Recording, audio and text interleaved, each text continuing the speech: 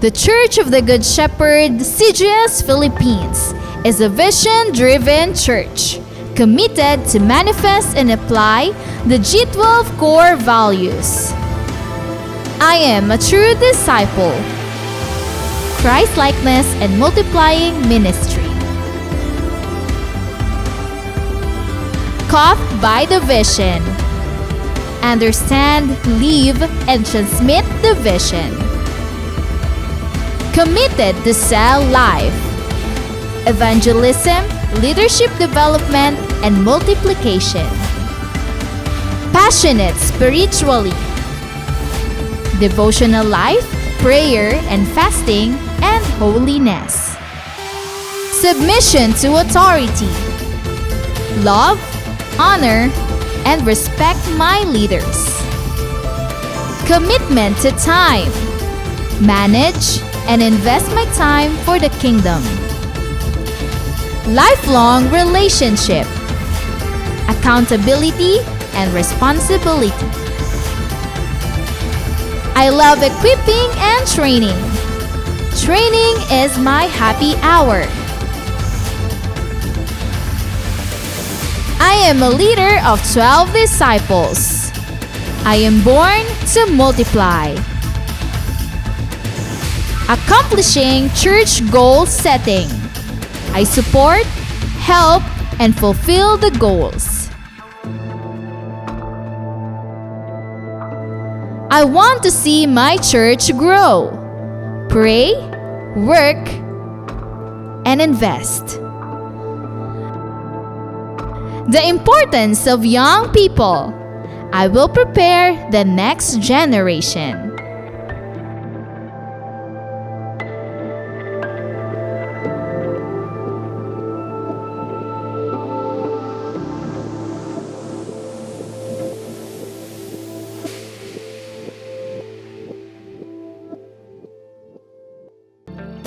We are the Church of the Good Shepherd. We are inviting you to click like, share this video, and be engaged as we share God's vision to our online community. Disciples, be present and engage in our online classes. Live class every Sunday at 3 p.m., School of Leaders 1 every Sunday at 4 p.m., School of Leaders 2 every Sunday at 5 p.m., and School of Leaders 3 every Thursday at 7 p.m. There is power when we pray. Be part in our daily prayer at home every 5 o'clock in the morning and 6 o'clock in the evening. Leaders, stay tuned to our online leaders meeting together with our beloved Pastor Rami Henares Jr. every Tuesday at 7 p.m. Let's be involved and enjoy our journey in the Lord and His vision. Thank you and God bless.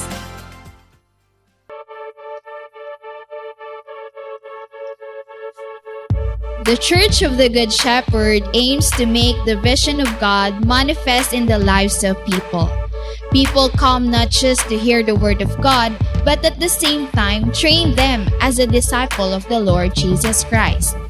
Every Sunday after the worship service in the morning, disciples come in the afternoon to be trained in the class. Discipleship training consists of life class, where people learn how to live a life according to the will of God. After life class, they will level up and be trained to become a disciple and leaders through a class that we called as School of Leaders 1, 2, and 3. Though the pandemic strikes, discipleship training never stops. Life class and even School of Leaders 1, 2, and 3 transition to virtual classes. The teachers, together with the students, engage in learning and applying the vision of the Lord Jesus Christ to win, to consolidate, to disciple, and to be a leader that also reaches other people.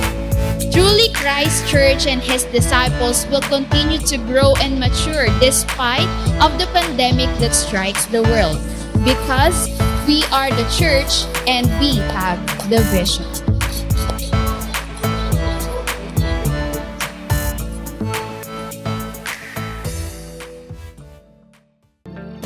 We are the Church of the Good Shepherd. We are inviting you to click like, share this video, and be engaged as we share God's vision to our online community. Disciples, be present and engage in our online classes. Life class every Sunday at 3 p.m., School of Leaders 1 every Sunday at 4 p.m., School of Leaders 2 every Sunday at 5 p.m., and School of Leaders 3 every Thursday at 7 p.m. There is power when we pray. Be part in our daily prayer at home every 5 o'clock in the morning and 6 o'clock in the evening.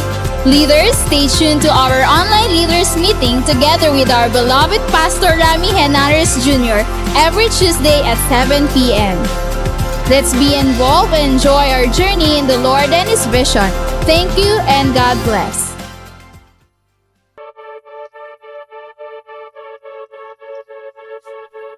The Church of the Good Shepherd aims to make the vision of God manifest in the lives of people.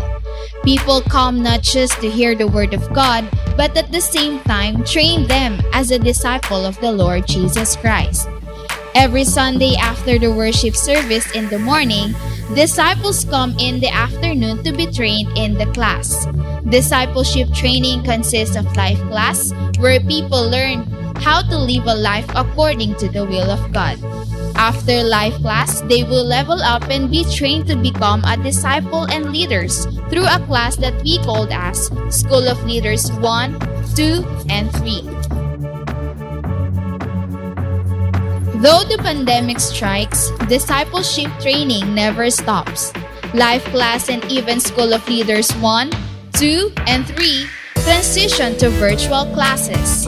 The teachers, together with the students, engage in learning and applying the vision of the Lord Jesus Christ to win, to consolidate, to disciple, and to be a leader that also reaches other people.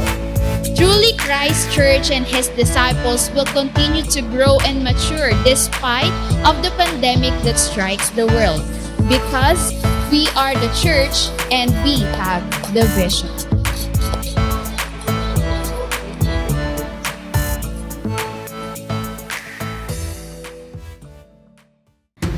The Church of the Good Shepherd, CGS Philippines, is a vision-driven church committed to manifest and apply the G12 core values.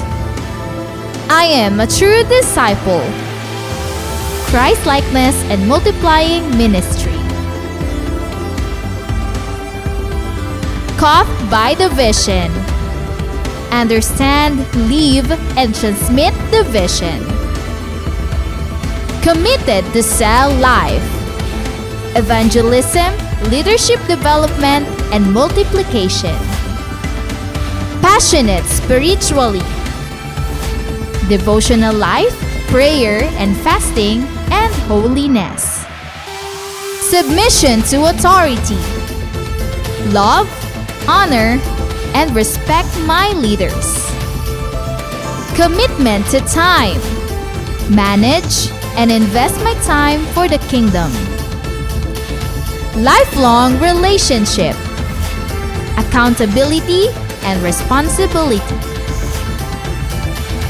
I love equipping and training. Training is my happy hour. I am a leader of 12 disciples.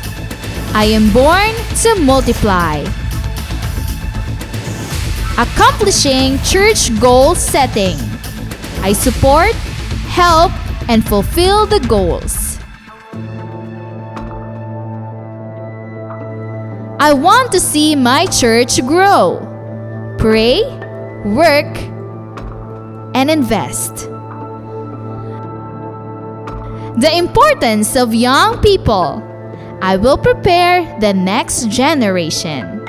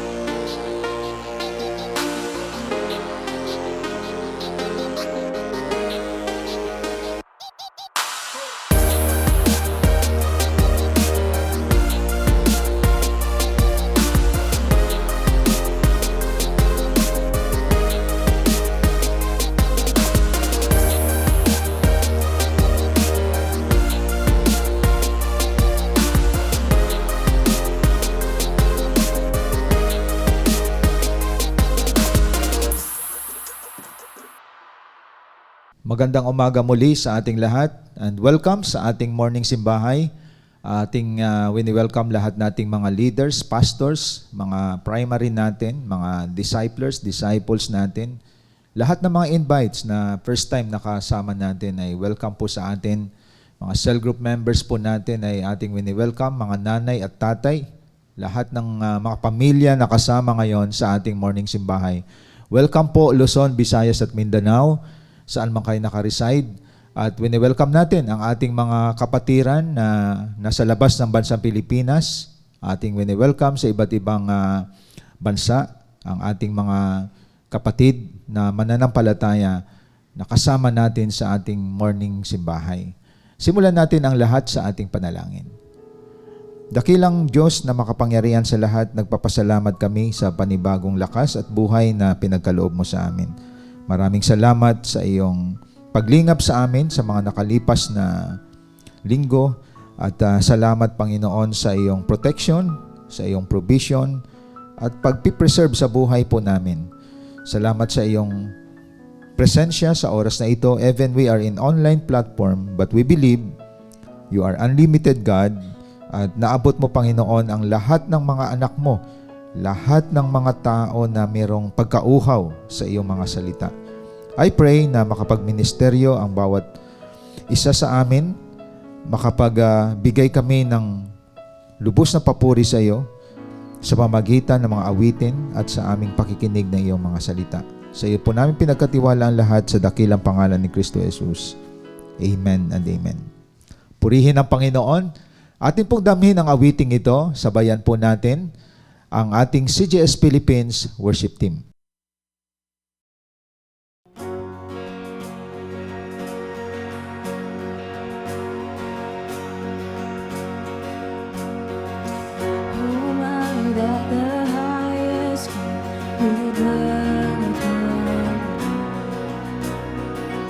I was lost, but He brought me for His love.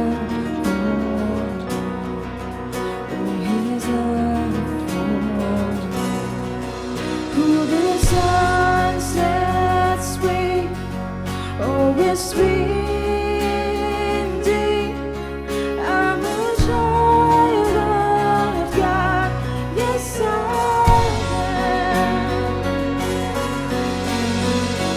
Realize He has ransomed me. His grace was deep.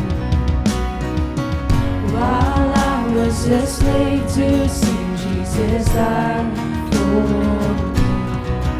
Yes, He died for me.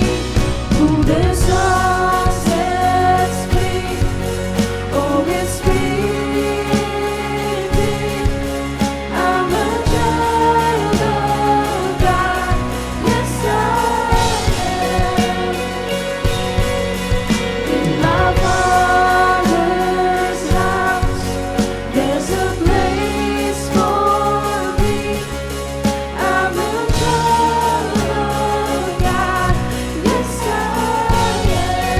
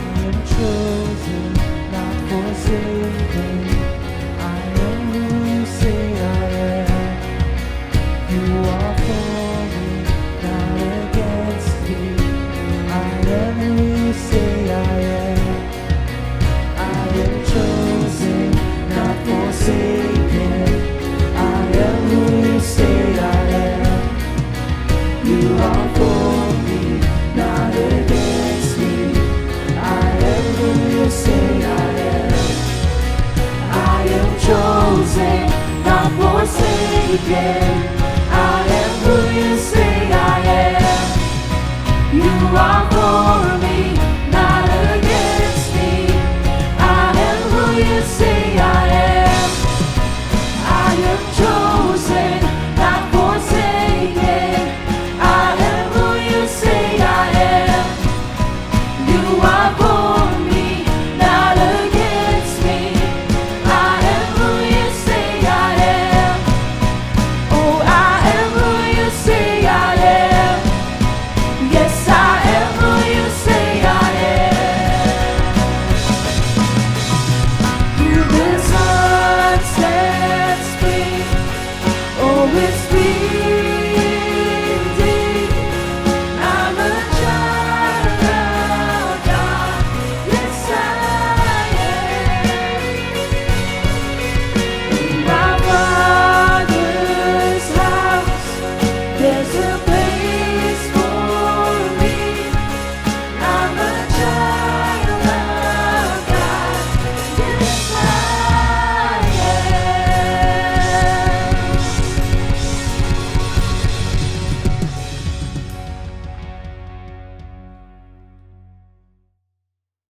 Praise God sa mga awitin na ito na ating narinig at ang ating mga ballpen, mga notebook po natin, higit sa lahat ang ating mga Bible, ating pong ihanda at magbigay po tayo, maglaan po tayo ng oras na to para sa Diyos na ang mga salita niya ay hindi masayang sa ating pakikinig, mga kapatid. At nandito kayo dahil naka-ordain kay Lord na talagang kasama namin kayo ngayon sa ating pagsamba sa Kanya. Sabay-sabay nating pagsaluhan ang Kanyang mga salita. Sa 1 Peter chapter 2 verses 9 to 10, buksan natin ang ating mga Bible. But you are a chosen race, a royal priesthood, a holy nation, a people for God's own possession, so that you may proclaim the excellencies of Him who has called you out of darkness into His marvelous light. For you once were not a people, but now you are the people of God. You had not received mercy, but now you have received mercy. Ngayong umaga, ang ating paksa ay punong-puno ito sa 2 or 1 Peter 2:9 verse 10. Nagpapakita dito kung sino po tayo. Ang ating pag-usapan is about know your identity. Know your identity. Pag sinabing identity, pagkakakilanlan mo sa iyong sarili. Dapat kilala mo kung sino ka. Dapat you know your identity. At punong-puno dito ang verse 9 ng ating identity na ito ang idiniin ng verse na to. We are a chosen race, a royal priesthood, a holy nation, a people for God's own possession, so that you may proclaim the excellencies of Him who has called you out of darkness into His marvelous light. Ibig sabihin, ang identity natin before ay nasira. Nang makilala natin si Jesus Christ, na-restore ito. That is why mahalaga ang pagkakakilanlan sa ating mga sarili. You know why? Bakit ito ang preaching ko ngayong umaga? Number one reason, bakit ito ang maging preaching ko ngayong umaga? Kasi kapag hindi natin lubos na kilala kung sino tayo, namamalayan natin, sumusunod tayo sa sistema ng mundong ito. Namamalayan natin, nagko-compromise po tayo sa gawain ng mundong ito. Sabi nga, we are not of the world. Hindi tayo taga rito. Kaya minsan kapag nagko-compromise tayo, nahuhulog tayo sa kasalanan, at yung identity na galing sa Lord, hindi nakikita sa atin. Kaya iangkop natin o ibagay ang sarili natin kung sino ka kay Kristo. Dapat maging malinaw sa atin ang pagkakakilanlan natin sa ating sarili. Dapat stable yan, firm yan. Kasi kung hindi, gagayahin na lamang natin kung ano ang daloy ng mundo. Gagayahin natin ang sistema ng mundo at mangyayari, mangungupya lamang tayo kung anong nakikita natin sa kapwa natin. Kasi if you know your identity, you are stable, you are firm, at the same time, you don't compromise yourself. Because you know yourself, who you are. Napaka-importante ito, mga kapatid. Kaya kapag you know your identity, there is no insecurity, there is no self-pity, There is no what we call this low self-esteem. Kapag kilala mo ang identity mo, wala kang awa, hindi ka naaawa sa sarili mo, hindi ka nagkakaroon ng mababang tingin sa sarili mo, hindi mo ina-undermine ang sarili mo because you know for sure your identity. It is very important. At dito, pinakita sa atin kung sino po tayo. Dito sa 1 Peter chapter 2 verse 9, may purpose po yan mga kapatid. Like what I said, not knowing your identity will compromise your life. At the same time, will ruin your life. Kumbaga, sasama ka na lang sa agos ng mundong ito. Kung anong nakikita mo mga model, passion, gagayahin mo yon.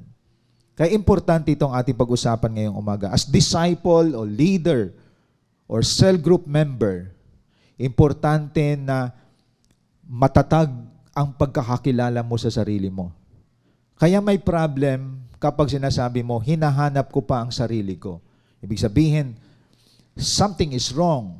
Kapag hinahanap mo ang sarili mo at sinasabi mo sometimes na hindi mo kilala sarili mo, may problema yon dahil ang Bible, very clear, na our identity connected with the Lord Jesus Christ. So kapag hinahanap mo sarili mo, you need Christ in your life.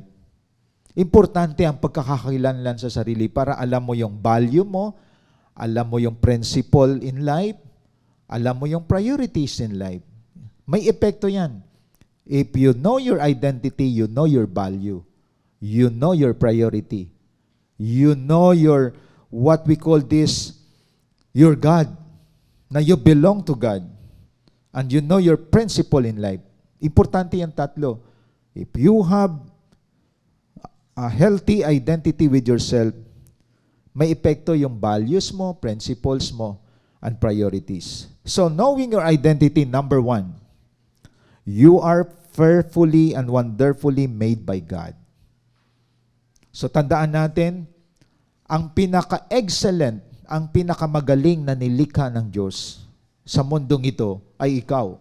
You are fearfully and wonderfully made by God. In Psalm 139 verses 14 to 15, tingnan po natin. I will give thanks to you, for I am fearfully and wonderfully made. Wonderful are your works, and my soul knows it very well. That's only in verse 14. Ibig sabihin, sabi ng salmista, nagpapasalamat ako dahil I am fearfully and wonderfully made by God. Ibig sabihin, mismo ang salmista ay namangha siya sa nakita niyang pagkalikha ng Diyos sa kanya. Alam niyo ba ang wonderful, ibig sabihin, kamangha-mangha ang paglikha ng Diyos sa iyo. Ikaw ang pinakamataas na nilikha ng Lord na napaka-importante, napakahalaga. May nilikha ang Lord na mga puno, mga hayop, mga nabubuhay sa dagat, mga natures na ating nakikita sa ating kapaligiran. Pero ikaw ang the best sa lahat ng mga nilikha ng Panginoon. You are wonderfully or fearfully made by God. May follow-up po yan sa Ephesians chapter 2 verse 10. Ang sabi sa Ephesians chapter 2 verse 10, for we are His workmanship, created in Christ Jesus for good works, which God prepared beforehand so that we would walk in them. Alam nyo, very clear mga kapatid, connected sa Psalms. Pag sinabi workmanship, we are the masterpiece of God. Pag sinabing masterpiece, tayo yung excellent na ginawa ng Panginoon. Created in Christ Jesus. What's the purpose? For good works. So nakita po natin mga kapatid, ibig sabihin, hindi mo dapat i-devalued ang sarili mo. Hindi mo dapat i-underestimate ang sarili mo. At sinabi pa yan sa Genesis 1:27, you are created in the image of God. Very strong ang mga verses na yan na nagpapakita ng ating identity. Nilikha tayo kawangis ng Diyos. We are wonderfully, fearfully made by God. We are God's workmanship. So wala kang insecurities, wala kang self-pity. but you know your identity belongs to God. Ibig sabihin, hindi ka pwedeng dapat maniwala sa sinasabi ng mundo. At hindi ka dapat maniwala sa sinasabi minsan ng sarili mo. Mahina ako, mababa ako, wala akong kakayahan, pangit ako. Insulto sa Lord yun.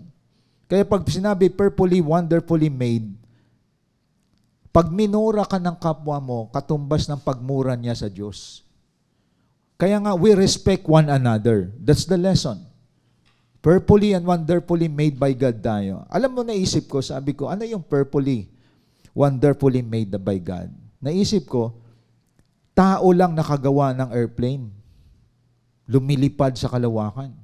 Tao lang nakagawa ng barko. Lumulutang ang bakal sa dagat. Tao lang gumawa ng gadget. Ibig sabihin, ang utak ng tao, ang brain ng tao, matindi. Tao nakagawa ng mga teknolohiya na ginagamit natin sa ngayon.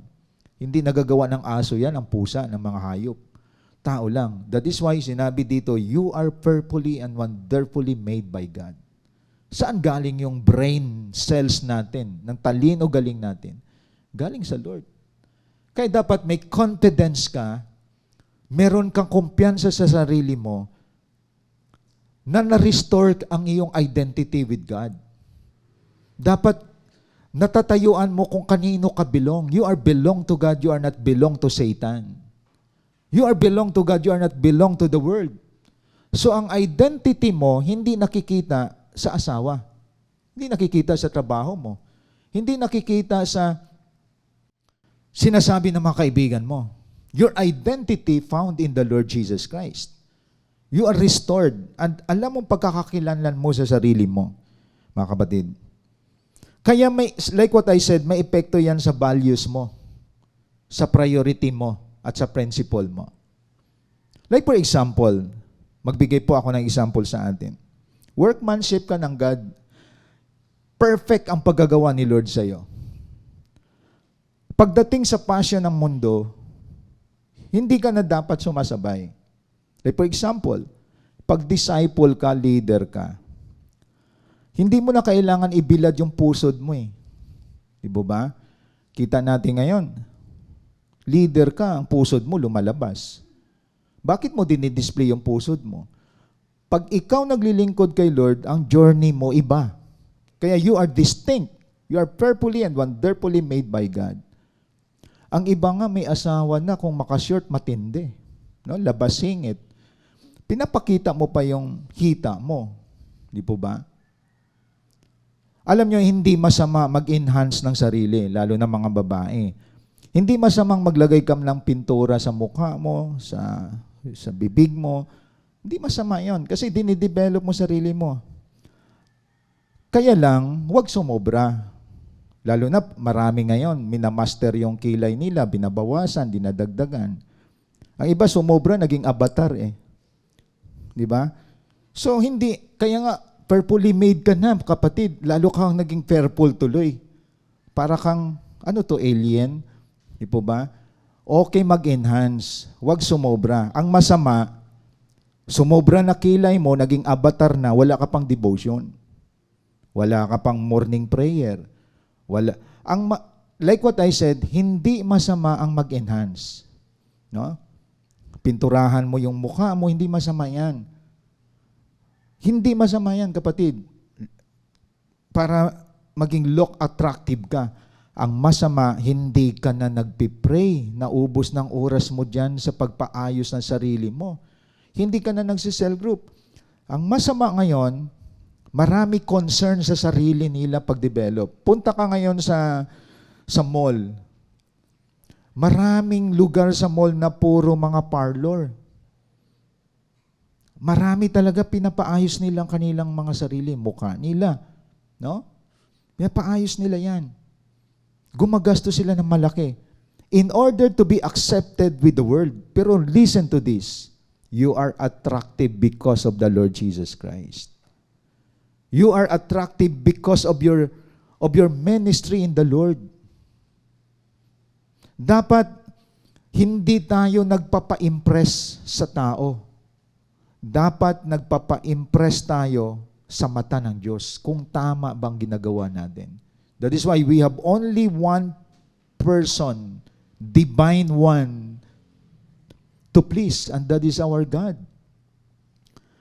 Kaya tandaan natin to mga kapatid. Ang i-develop natin is our attitude, our character. Not only our physical. Maraming pamamaraan na maging ka-attract ka sa kapwa mo. The way you dress, mananamid ka, winawarak mo pa pantalon mo. Saan ka nakakita ngayon sa panahon natin ngayon? Bumili ka ng mamahaling pantalon, warak naman. Di po ba? Mahal yan. Bakit? Sinasabayan mo ang mundo para sabihin mo may fashion ka din But we don't need that, mga kapatid. You don't need na maging attractive ka, guhitan mo katawan mo, para you are in the world. Dapat we are in God, not in the world, mga kapatid. So marami na tayong ginagawa sa ating mga katawan. Magdadamit ka, labas pusod. Magsusuot ka ng pantalon, sira pa. Sinisira mo pa. Di po ba? Para makita yung tuhod mo, ang hita mo. Di po ba rin mo na lang buo para kitang-kita lahat, mga kapatid? So makikita natin, ang utak natin na contaminate ng mundo. Sabi ng Romans 12:1 and 2, do not conform to this world, but be transformed by the renewing of your mind. So, ibig sabihin, anong motibo natin maging accepted ba tayo sa world? Ang iba, nagpipilit mag-artista. Gustong maging sikat. Ang pasikatin natin si Kristo, hindi tayo, mga kapatid. Ang gawin natin, ang objective natin sa online platform, maiangat, ma-exalt si Jesus Christ. Ang objective natin, why nag-spearhead ka ng cell group, makilala si Kristo. Kaya tingnan ninyo balita ngayon, may isang lumabas, magkaroon ng leakage. Umangal ang isang celebrity. Namulistya siya ng mga kumbaga humahawak sa kanya. Naglabasa ngayon ng mga celebrity. May katumbas ang pagiging sikat. I-exploit ka ng mundo. So sila ay na-exploit. Nagamit sila. Ang iba pumalag. At yan ang mundo.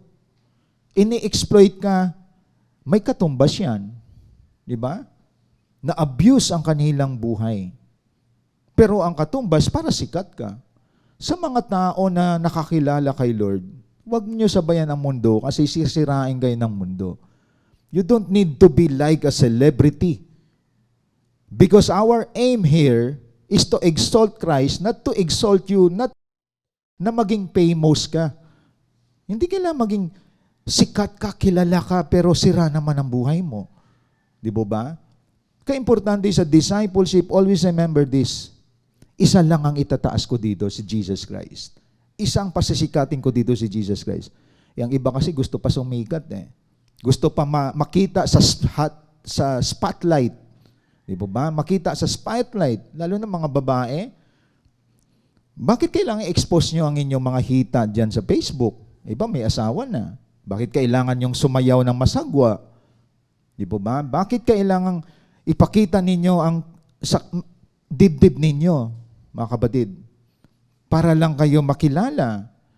You don't need that. We don't need that because we are not of this world. Kaya ito'y paalaala sa mga tao na nasa loob ng discipleship. Paalala sa atin na we are distinct, we are different. Na you don't need to expose your physical body. Lalo na sa pananamit, mga kapatid. Lalo na sa mga lalaki, nagli-lipstick na din. Nagmi-makeup na din. Pero malamya. Kaya pag may giyera sa Pilipinas, maraming kikimbot-kimbot So nakita natin mga kapatid, because they don't know their identity. We must know our identity. If you know your identity, ilugar mo sarili mo kung sino may-ari sa iyo. You belong to Christ. Sabi nga mga kapatid, we are a chosen race, a royal priesthood. Ibig sabihin, set apart tayo for His glory, mga kapatid. Dito pa lang sa number 1, you are fearfully and wonderfully made by God. You don't need to have an insecure life.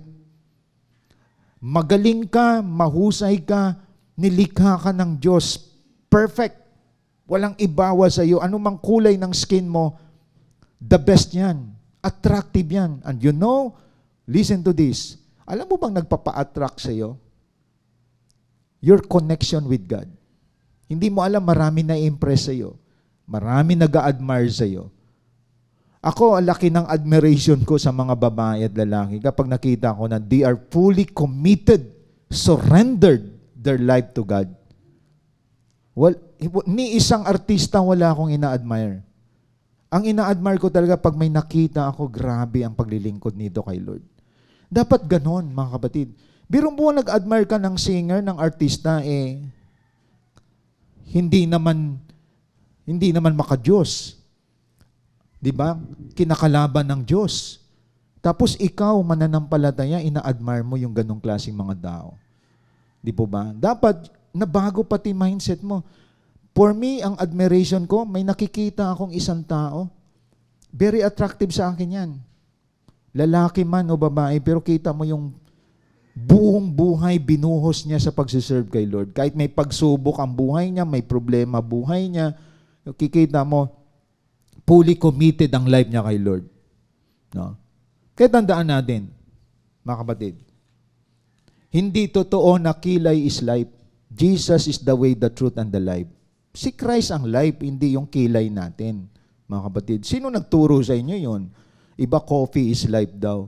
Tingnan yung distortion ng mundo. Only Christ gives life. At tandaan natin, hindi masama mag-enhance ng sarili. Ang masama, sumobra ka na at hindi ka na nagdi-disciple, hindi ka na nagdi-devotion, hindi ka na nagpipray. Lalo mo lang nalalagay sa, kumbaga, nawiwigil ang iyong personality pagdating dyan. Kaya always remember, go back to your identity. Tingnan mo sarili mo, perfect ang pagkagawa ni Lord sa inyo niyan. At gamitin mo yan for His glory. Gamitin mo yan to exalt God, not to exalt yourself, mga kapatid. Kaya maraming hinahanap ang sarili kasi naging self-centered. Tandaan natin yon. Kaya ito nakita ko, in Christ you are complete, in Christ you are enough,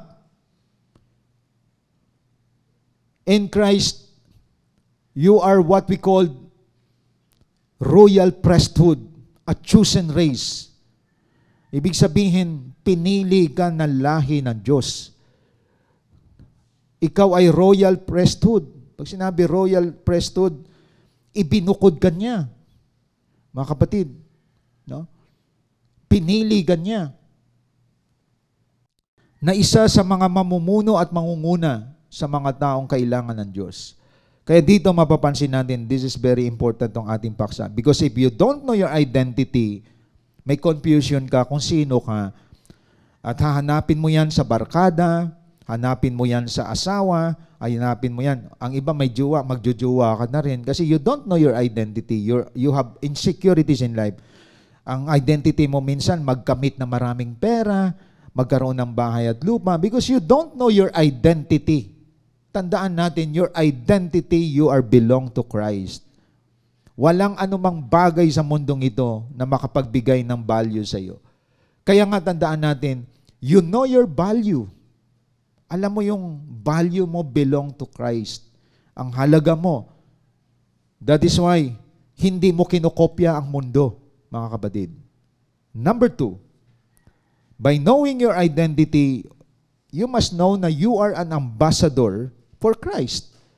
Pag sinabing ambassador, representative.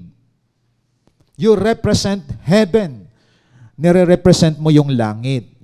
Pinopromote mo ang mga bagay na godly, ang mga bagay na spiritual. Alam nyo, pag ambassador, ibig sabihin, pinipresenta mo kung saan ka nanggaling.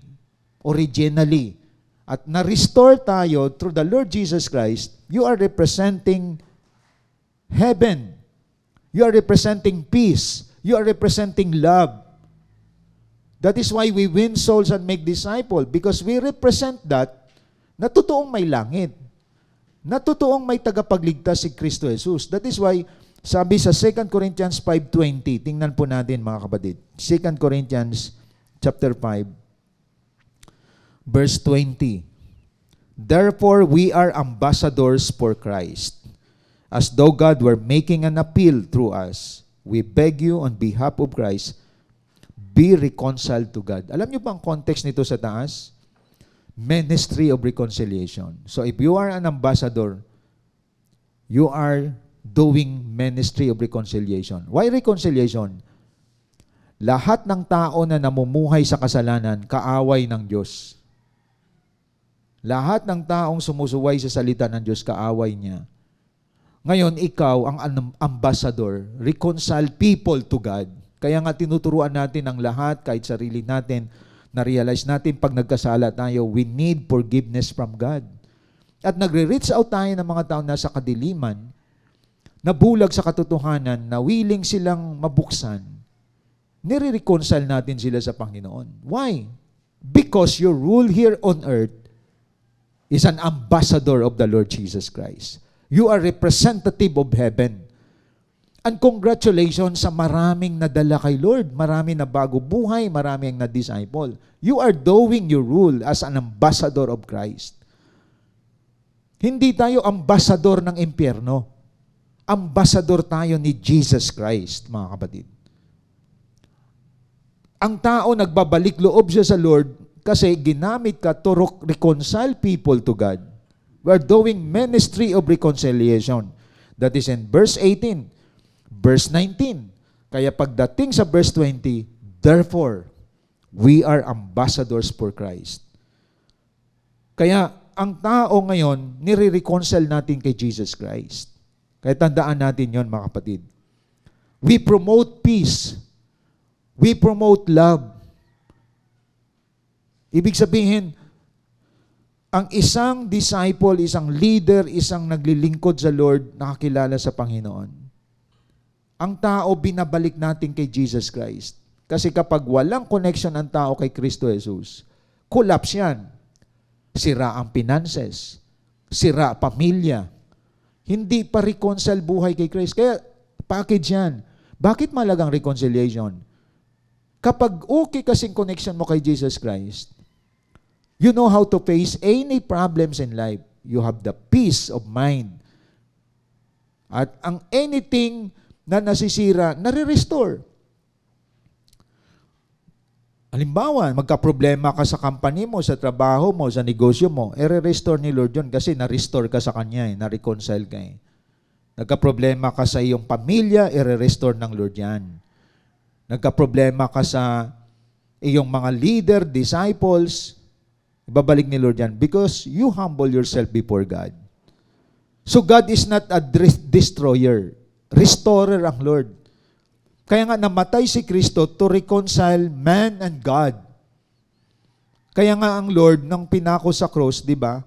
Vertically and horizontally is to restore mankind to God. Importante yan, mga kapatid. That is why our part, sabi nga ni Paul, you are an ambassador for Christ.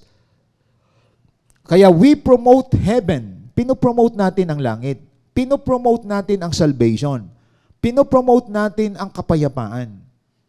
Yun ang ambassador ng langit, mga kapatid. Hindi ka dapat palaaway.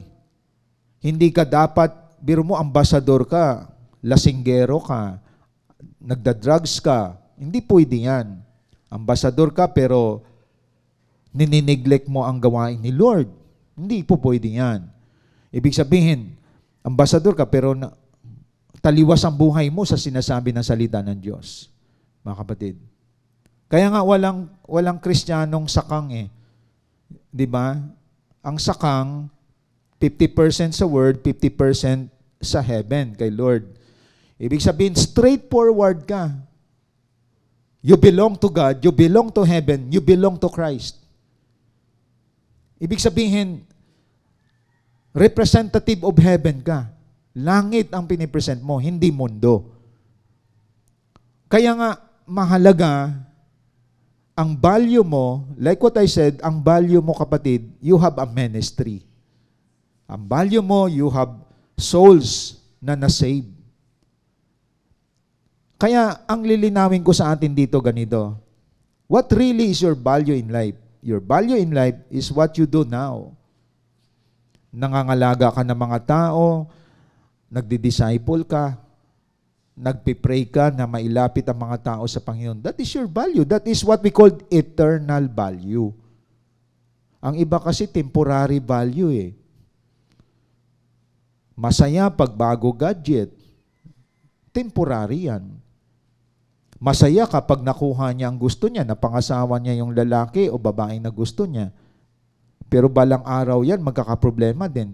Because the most important value in life is eternal value. Biro mo isang kaluluwa na ligtas, pupunta ng langit. That is your eternal value. Ang temporal value, mga bagay na pinoposes natin ngayon, maluluma yan, mawawala. At hindi yan maglalast. Kaya sa akin, ang pinaka-eternal value, maraming kaluluwa ang nabuksan dahil sa iyo. Hindi kayang pantayan ng pera yan.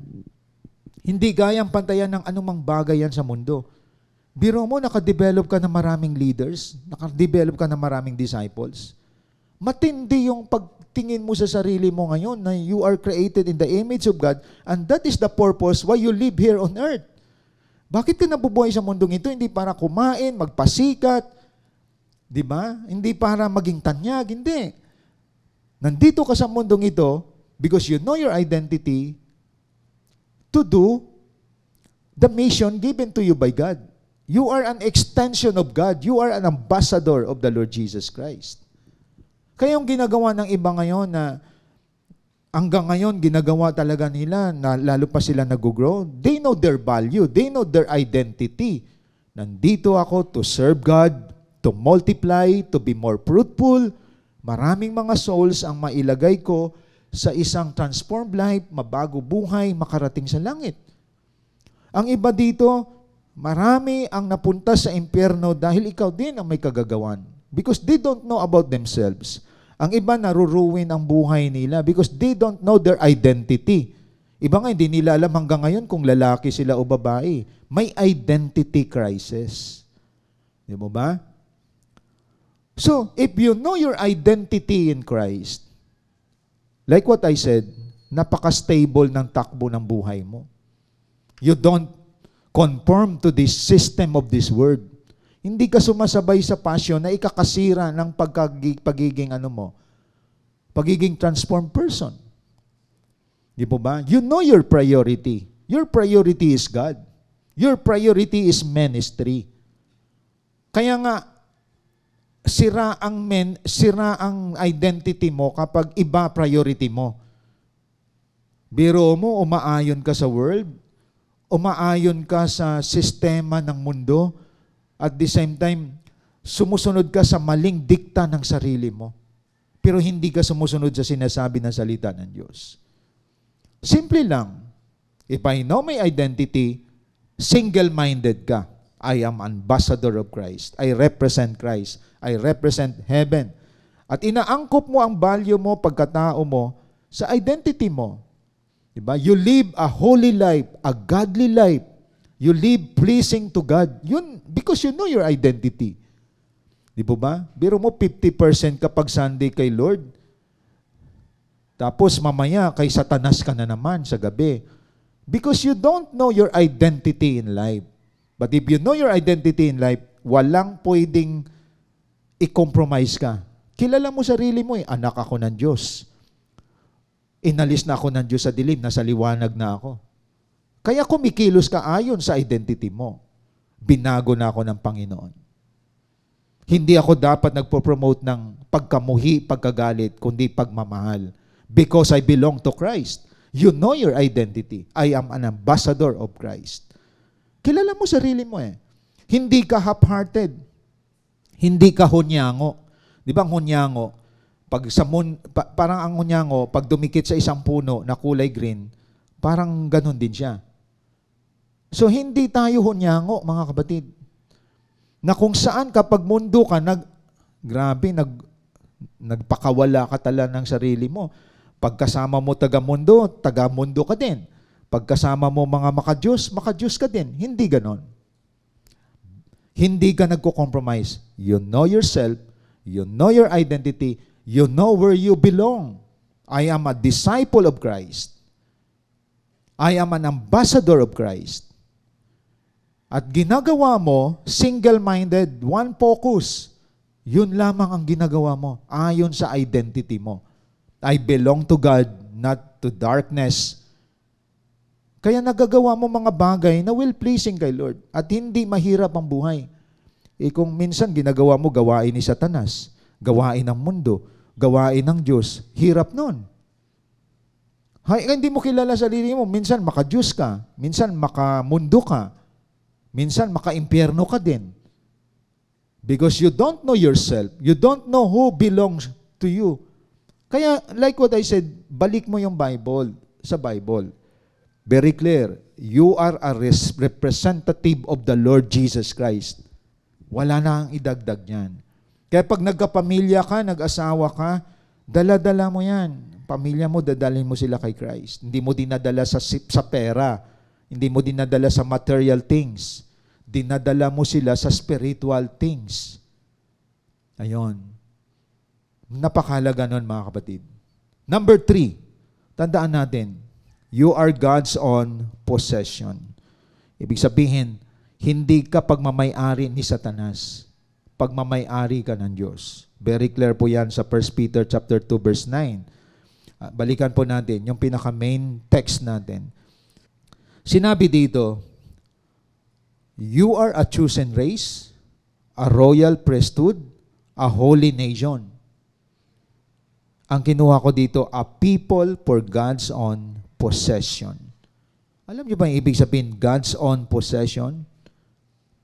Wala nang nagmamay-ari sa buhay mo kundi ang Diyos. You are God's property. So that, what's the reason? You may proclaim the excellencies of Him who has called you out of darkness into His marvelous light. Napakalinaw, mga kapatid. Kaya ang Diyos ang nagmamay-ari sa akin, pinoproclaim ko ang kadakilaan, kamangha-manghang ginawa ng Diyos. Tinawag niya ako dito. Inalis niya ako sa darkness at dinala sa marvelous light, into His marvelous light. Biro mo yan, isipin nyo to mga leader, disciples, followers, cell group members, mga attendees na nandyan or invites. Inalis ka sa dilim to proclaim what? The excellencies of Him. So yun ang ating purpose. Ating ipamalita, ipahayag si Kristo. That is why winning souls is primary task ng church. Hindi yung sarili mo ang iangat mo. Sarili mong pasikatin mo. Sarili mong gusto mo may ma-impress na tao sa'yo. Kaya minsan ang iba naglalabas ng dibdib, nagpapakita ng hita, nagpapakita ng pusod. Okay sana kung ang pusod maganda tingnan eh. Minsan madumi pa eh. Di po ba? Iba nga, linis ng pusod, hindi pinapakita eh. Ang hita, ang singit, Diyos ko po, mga kapatid, masusuka ka talaga. So hindi na tayo naging excellent, nagiging sirang patutuo natin, mga kapatid. Di po ba? Kaya ito, pakita natin, property ka ng Diyos, huwag mo naman ilagay sa kahiyan si Lord. Di po ba? Kaya nga mahirap kapag dalawa po ang mukha natin, mga kapatid. Nakakita na ba kayo sa mall? Talagang gusto mo na umuwi eh. Di ba? Kitang-kita na yung singit, ang itim, sira na buhay mo sa araw na yon. Di ba?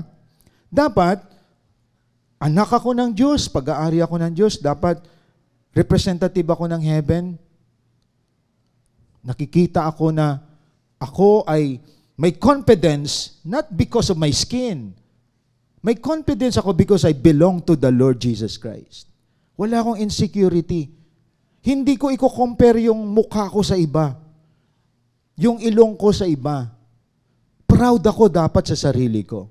Because I was purposely and wonderfully made by God. Wala kang kukopyahin, mga kapatid. Di po ba? Kapag ikaw may confidence sa sarili mo, you know yourself, you know who belongs to your life, You know sino nag-ooperate sa buhay mo. Walang inggit, mga kapatid, walang comparison, walang low self-esteem. At yan ay develop natin. Mga kapatid, naglalakad ka na taas noo kasi property ka ng Diyos. God possess you and you are attractive for that. Di po ba, mga kapatid? Tingnan niyo yung mga naglilingkod sa Panginoon. Kung yung mga celebrity ngayon, pag nakita yung isang celebrity, nagpapapicture, pero iba ngayon ang mga disciple. Ang ina-admire nyo, yung halimbawa, mga leader ninyo, nagpapaselfie kayo kasi nag-a-admire kayo, grabe spiritual life nito. Kita nyo, kapatid? At namamalayan nyo, may nagpapaselfie din sa inyo. Pero hindi yun ang aspiration mo. Hindi yun ang dinidesire mo. Magugulat ka lang. Hindi mo alam. Because you do the will of God, you know your value, you know your priority, may humahanga sa buhay mo. May nag-a-admire sa buhay mo. At ang nag-a-admire din sa iyo, mga taong binago din ang buhay. Di po ba? Wag nyo hayaang ma-exploit kayo ng mundo. Sira ng mundo, sisirain ka pa ng mundo. Sa mundo ng mga taong binago ang buhay, masarap dito, mga kapatid. Pinipreserve ka ni Lord, pinoprovide ni Lord ang need mo, pinoprotektahan ka ng Lord na hindi masira ang pagkatao mo. At the same time, marami nag-a-admire sa iyo. Not because of your physical attractive ka physically, no. But because of your behavior, your values, your priority in life. Marami ang nag-a-admire sa iyo na gusto ko ring maging ganyan. Kaya ayusin ko ng paglilingkod ko sa Lord. Ganon dapat. Ayon. Kaya, tandaan natin, do not copy the system of this world. You are distinct. You are distinct. Iba ka sa lahat. Stop idolizing unbeliever. Kahit mga kilala yan. Because idolizing is not pleasing to God. Minsan may narinig ako, kapwa niya rin kaibigan, idol. Hindi niyo ba alam na minamaliit mo sarili mo dyan? Wala tayong dapat ina-idol. Because idolizing people is idolatry. Katumbas yan ng kapantay siya ng Diyos. Di po ba? Kaya iba, binaliktad na lang para hindi alata. Lodi. Oh. Di ba? So baliktad din utak eh. Lahat ng nagbabaliktad, baliktad utak din nun. Tingnan nyo mga kapatid, hindi nyo na lalaman yung inyong identity. Dapat wala kang nilulodi. Di po ba? Property ka ng Lord. Ipagmalaki mo na ikaw ay special kay God. Mahalaga ka kay Lord. Don't downgrade yourself. Don't devalue yourself. Kasi katumbas yung pag-insulto mo kay Lord. Kapatid, ibalik mo yung identity mo sa Lord. Yung identification mo kay Christ is already enough. Kaya don't listen to yourself, listen to God. Wag kang makinig sa sarili mo na minamaliit mo sarili mo. Mahina ako. Sinasabi ng Diyos, you are strong. You are strong. Sasabihin mo na wala akong kwenta, you are wonderfully made by God. Hindi nagkamali ang Diyos sa iyo. Sabihin mo, kulang ako, kapos ako. Sabi ng Diyos, you are enough. Kaya pakinggan natin ang sinasabi ng Diyos, you are enough, mga kapatid. Kaya, napakahalaga na we need to restore our identity. It develops our confidence. It develops our security in life. At the same time, you know who you are in the sight of God. Huwag mo ngayang i-define ka ng mundo. Huwag mo ngayang i-define ka ng mga material things. Dahil tapos na ang pag-define ni Lord sa iyo bago palikhain ang mundo. You are excellent in His sight. You are wonderfully made by God. You are created by God. You are the masterpiece of God. Mga kapatid. Kaya hindi mo dapat ibagsak ang sarili mo. Mga kapatid. Because you are God's property. Okay? So sustain that in a godly community that is our cell group. Kaya dapat ang interest mo, cell group, interest mo, simbahay katulad nito o tinatawag nating face-to-face na pagsamba, lalo mong i-enhance ang spiritual life mo sa iyong mga spiritual family, sa cell group. Importante yan. That is your interest. You love to win souls and make disciples. That is your value in life. So your value, hindi nakakonect yan sa kahit ang dami mo pang gadget, that is not your value in life. Your value in life, hindi yung mga expensive things na meron ka. Your value in life, maraming nabago buhay dahil sa iyo. Maraming mga tao na nagsisi sa kasalanan, ginamit ka ng Diyos. Grabe. That is eternal value. Yung sinabi ko kanina, mga kapatid. Why? Grabe, property ka ng Lord, hindi ka property ni Satan. You don't promote darkness. You don't promote trouble. You promote peace because you are God's own possession. Pag-aari ka ng Diyos. Kaya every day as you live, you are victorious because you know your identity.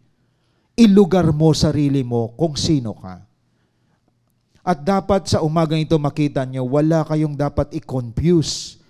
Wala kayong dapat tinatawag na naghahanap ka pa ng sarili mo kung nasaan. Mga kapatid, that is deception of the enemy. Very clear ang Bible na binasa natin. Created in the image of God, wonderfully made by God, workmanship of God. Saan ka pa, mga kapatid? Kaya, wag mong hayaan na katulad ng iba sinira na buhay nila because they don't know their identity. Sumasama sa mga maling barkada, sumasama sa mga tao na kung saan ay nagpipilit ka ring maging katulad nila kasi you don't know your identity. Sumasama sa mga fraternity para lamang may security. Di po ba? Because you don't know your identity. Christ is enough for us. God is enough for us. His word is enough for us to guide us and to have a single focus, single-mindedness, single journey in life. Wala kang confused kung saan-saan ka pumapasok, mga kapatid. Isa lang ang papasukan natin, isa lang ang daan, ang katotohanan at ang buhay. Si Jesus Christ. Kaya naway sa umagang ito, nakita ninyo mga kapatid, ang kahalagahan ng identity natin. Kilalanin mo sarili mo, kasi sa sarili mo, lumalabas yung value mo, yung priority mo, yung prinsipyo mo sa buhay. Iba ang paninindigan ng isang taong kilala niyang identity niya kay Jesus Christ. Iba ang pinahalagahan ng isang taong kilala niya ang value niya dahil connected siya kay Jesus Christ. Kaya you are not of this world. Don't compromise yourself to the system of this world. Ang objective mo hindi para maging tanyag. Si Kristo patanyagin natin. Si Kristo pasikatin natin. Mga kapatid, huwag mo nang hanapin pa na ma-appreciate ka ng tao. Ang sikapin mo, maitaas si Kristo sa buhay mo. Ayon. At makikita mo na you found now your identity. Ay, sa langit pala ako nakakonect. Hindi sa mundo at hindi sa impyerno. Hindi ako nagpapa-impress sa mga tao sa paligid ko dapat. Kundi kay Lord lang dapat ma-please si Lord sa buhay ko. Kaya sa umagang ito, mahalaga na na-restore natin ang ating identity at kilala natin kasi alam natin kung paano din gumalaw. Bakit kayo nasa simbahay? Hindi lahat ng mga Pilipino na tao ngayon nag-church. Bakit kayo sumasamba sa physical or sa online? Why? Why you read your Bible, why you meditate the Word, why you win soul and make disciple? Because you know your identity. Kilala mo kung sino ka eh. Hindi ka taga-mundo, hindi ka taga-impyerno, at hindi ka pag-aari ni Satanas. Kaya nandito ka. Nagbabasa ka ng Bible kasi gawain yan ng mga taga-langit. Nagwi-win soul ka kasi nahango ka mula sa dilim, dinala ka sa liwanag. Gusto mo rin mangyari yan sa iba. Because you are confident now of your identity. You know who you are, mga kapatid. Kaya sa ating pagtatapos, you are identified with Christ. Therefore, believe in what God says to you and not in what you say about yourself. Panampalatayanan mo, maniwala ka sa sinasabi ng Diyos, hindi sa sinasabi ng sarili mo. Kasi sarili natin, kaaway natin minsan, pinuput down natin sarili natin. Ina-undermine natin. At masarap na you are identified with Christ, not with the Word. Damhin po natin ang awiting ito before we close in prayer. Tawagin natin ang ating CGS Philippines worship team.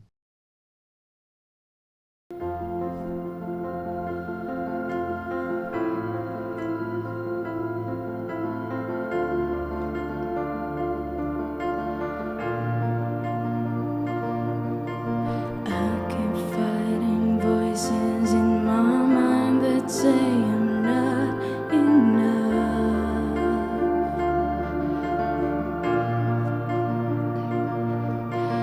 Every single lie that tells me I will never measure up.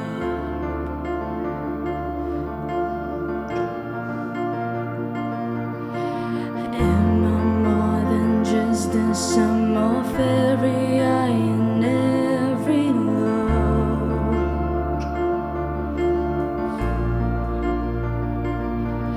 Remind me once again just who I am, because I need to know.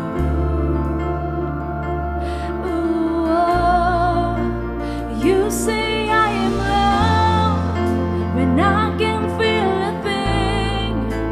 You say I am strong when I think I am weak. And you say I am held when I am falling short.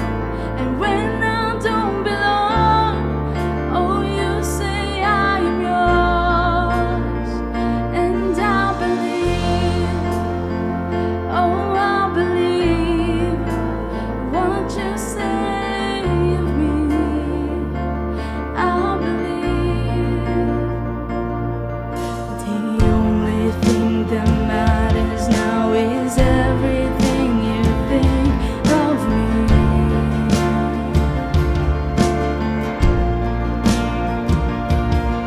In you I find my worth, in you I find my identity.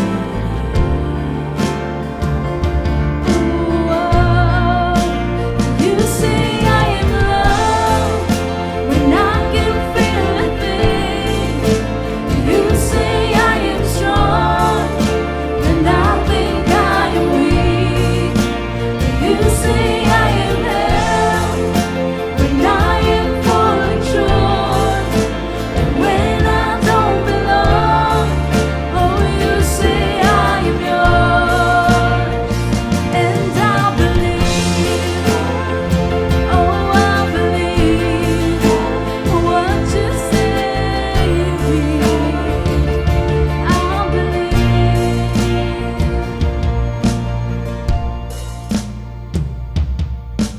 Taking all I have and now I'm laying it at your feet.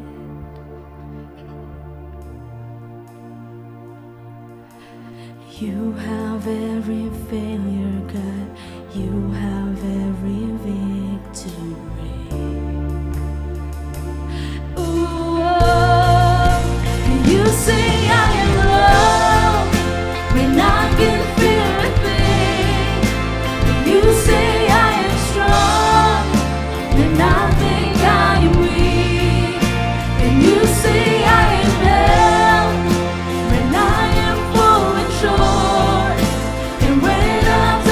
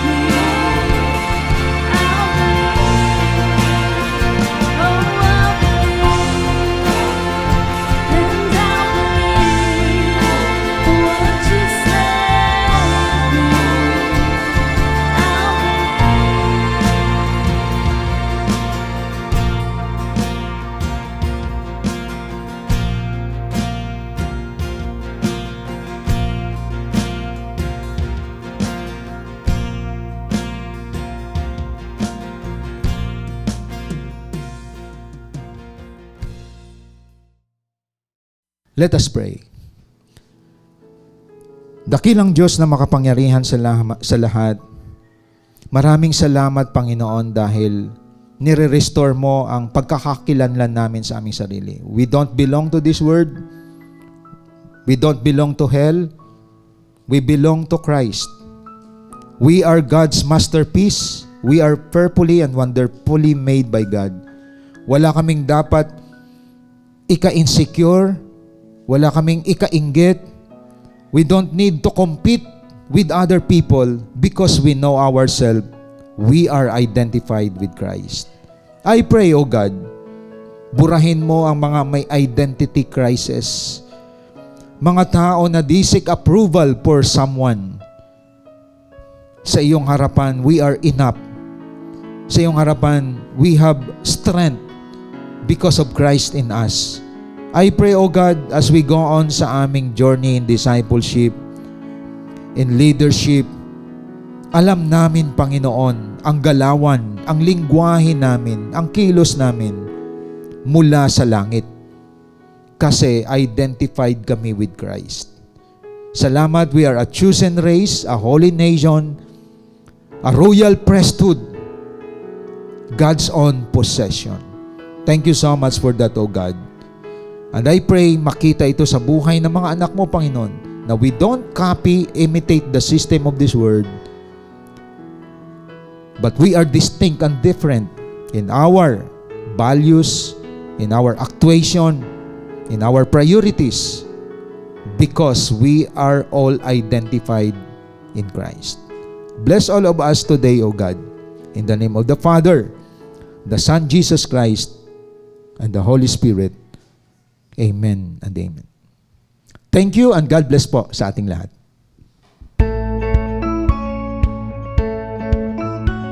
Hope you've been blessed by the message of God today as we continue to extend our calling in loving God and loving people, even in online, and keep you more updated to our journey in God's vision. Connect to us wherever you are. Like our Facebook page.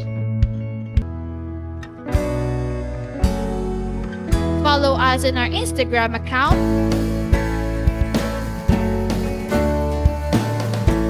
And subscribe to our YouTube channel. Be a blessing and always be updated. Are you blessed? Now it's time for you to become a blessing online. By sending stars to support our local church and take part in our LOT project. And be a cheerful giver through sending your tithes and offering to our GCash account.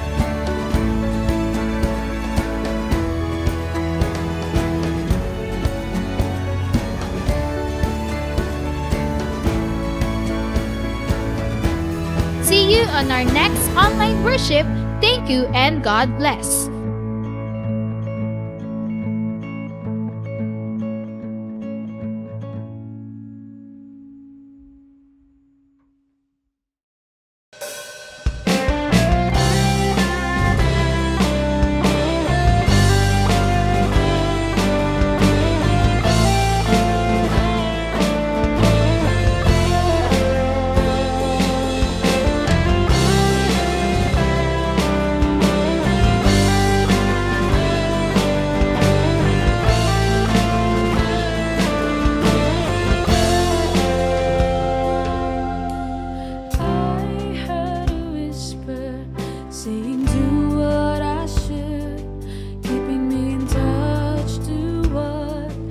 is good.